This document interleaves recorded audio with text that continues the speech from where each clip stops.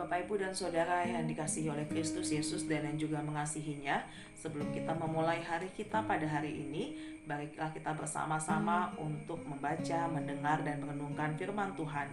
Kita berdoa. Damai sejahtera Allah yang melampaui segala akal, kiranya memelihara hati dan pikiranmu di dalam Kristus Yesus Tuhan kita. Amin. Firman Tuhan yang menyapa kita pada pagi hari ini diambil dari kitab Markus pasal yang kedua ayat yang ke-27, dan beginilah bunyinya. Lalu kata Yesus kepada mereka, hari Sabat diadakan untuk manusia dan bukan manusia untuk hari Sabat. Demikianlah bunyinya. Hari Sabat menjadi bagian dari hidup kita, di mana kita di hari yang ketujuh itu boleh beristirahat. Sedangkan kata Sabat itu sendiri berarti istirahat. Manusia itu selalu butuh keseimbangan dan juga istirahat dalam hidupnya.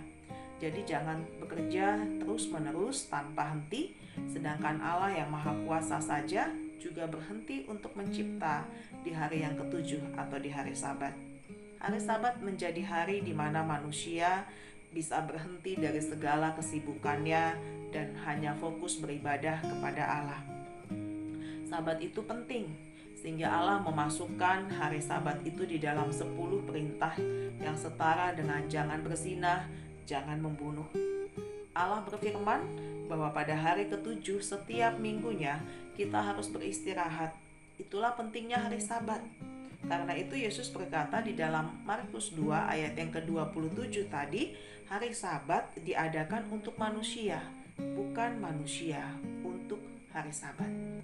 Bapak, Ibu, dan Saudara yang dikasihi Kristus Yesus, tentu kita ingat apa menjadi isi dari perintah yang keempat dari 10 perintah Allah. Ingat dan kuduskanlah hari Sabat. Perintah itu sebenarnya dilatar belakangi oleh status Israel pada waktu itu yang menjadi budak di Mesir, ketika mereka harus bekerja setiap hari tanpa mengenal istirahat. Menguduskan hari Sabat selain memberikan waktu khusus kita bagi Allah, juga sebenarnya bertujuan agar ada waktu bagi kita semua untuk boleh beristirahat. Namun, alih-alih membebaskan, hukum Sabat itu kemudian justru membelenggu dan menindas umat karena diatur begitu rinci. Dan saking rincinya, ada banyak sekali kegiatan yang bisa dianggap melanggar Sabat.